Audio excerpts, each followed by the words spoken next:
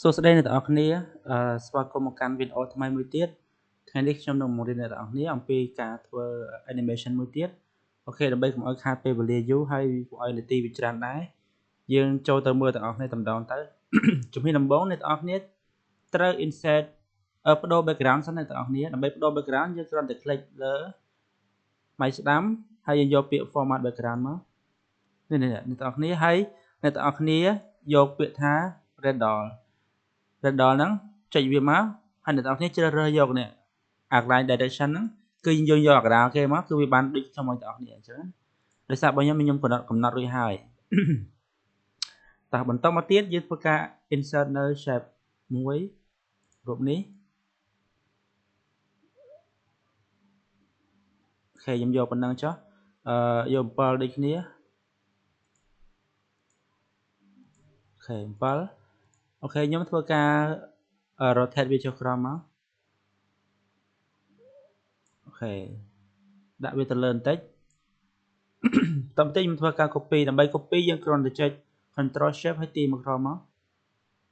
ហើយយើងវាល់វាមកអ្នកនរគ្នាវាល់វាមកវិញឲ្យវាស៊ីគ្នាឲ្យត្រូវគ្នាមកអូខេយើងទាញវាចុះក្រោមមកបាទតោះយើង select វាទាំងអស់មក select ទៅលើ shape ហ្នឹងអូខេយើង select shape ហើយយើងធ្វើការចុច control ហើយ G បានន័យថា group ណាបងប្អូនgroup វាឲ្យវានៅក្នុង group តែមួយតទៅទៀតយើងបិទអានេះចោលនេះយើងធ្វើការ hide អានេះចោលទៅយើងមិនបាច់ធ្វើអីវាទេគ្រាន់តែចុច shape outline ហើយយើងយកពាក្យ no outline មកហើយយើងយកពាក្យ fill ក៏យក no ដែរអូខេយើងទុកតែលើនេះមួយបានហើយ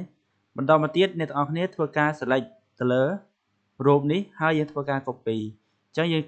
ចុច shift ដដែលមក copy 6មកអ្នកទាំងអស់គ្នាអូខេអញ្ចឹង6ខ្ញុំទាញវាដាក់អញ្ចឹងមកអូខេវារៀងធំតិចប៉ុន្តែបន្ទាប់ពីនេះទៅលេខអីហ្នឹងហើយអូខេ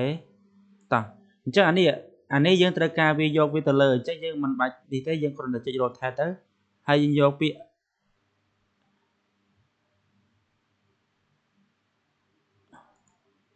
យកអានេះទៅមើលហើយយើងចូលទៅមើលវាតើវាប៉ុន្មានដឺក្រេនេះអញ្ចឹងអានេះប៉ុន្មាន180ដឺក្រេណាអ្នកនរគ្នាអត់ទេ180អត់ក៏ត្រូវដោយសារខ្ញុំយកនៅខាងនោះនេះយើងយកនេះមក180ដឺក្រេហើយរូបមួយនេះអ្នកទាំងអស់គ្នាអានេះយើងទាញវាចូលឡើងលើតិចទៅចុចលើនេះមកហើយយើងយកនេះអញ្ចឹងយើងដាក់ថាដក60ដឺក្រេដក60អានេះយើងយកបូកវិញណាបូក60ផ្លេចចុចវិញបូក60ខាងក្រោមយើងយកដកចុចសិនមកដក120អានេះយើងយកបូក120វិញចុចលើវាសិនមក120អូខេអញ្ចឹងយើងប្រូវានេះតិចមកហើយស្រួលដើម្បី select អញ្ចឹងយើង select លើវាទាំងអស់ select លើវាទាំងអស់ហើយយើងចុចយកពាក្យថា align យកពាក្យ center ហើយយើងយកពាក្យ middle អូខេអញ្ចឹងយើងនឹងទទួលបានរូបទម្រង់បែបនេះហើយយើងទាញវាដាក់កណ្ដាលមកអូខេអញ្ចឹងខ្ញុំយកអានេះយើងទាញវាឡើងលើតិចមកចុចអានេះមក bring to front ហើយអានេះយើង bring to front អីគ្នា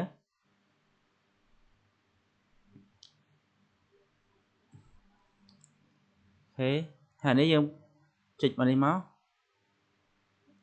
អានេះយើងទាញដូចគ្នាលើអញ្ចឹងមកអានេះយើងដាក់ទៅក្រោយវិញមក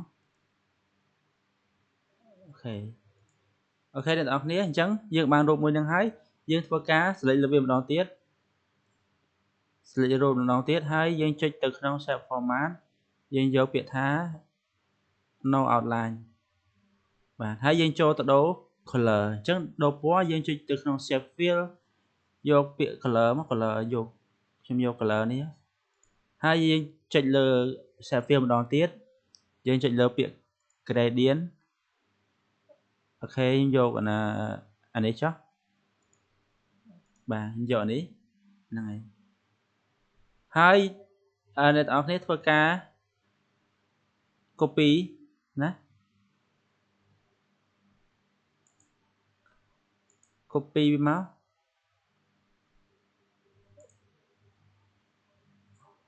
copy វាមកដាក់នេះហើយអានេះអ្នកទាំងអស់គ្នាធ្វើការ select លើវាម្ដងទៀតមកហើយយើងទាញវាទៅក្រោមណា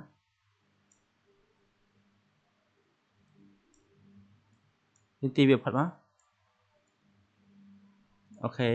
អញ្ចឹងយើងធ្វើការ select លើវាណា select លើវាអងចុច Ctrl A មក Ctrl A ហើយយើងចុចពាក្យថា transition យកពាក្យមកហើយយើងយកពាក្យ animation យើងយកពាក្យថា fly យើង select លើវាទាំងអស់មកអ្នកនរនេះ select លើវាហើយយើងយកពាក្យ fly ពាក្យ fly in នេះអូខេតោះឥឡូវយើងចូលទៅមើលវាមិនដែរសាកមើល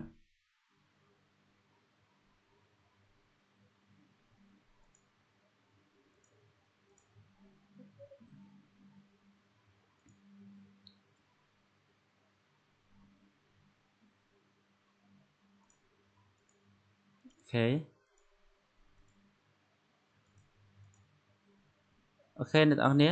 ហើយនេះជាវីដេអូដែលខ្ញុំបង្ហាញអ្នកនរគ្នាហើយខ្ញុំនឹងជួបអ្នកនរគ្នានៅវីដេអូក្រោយមួយទៀតបាយបាយអរគុណច្រើន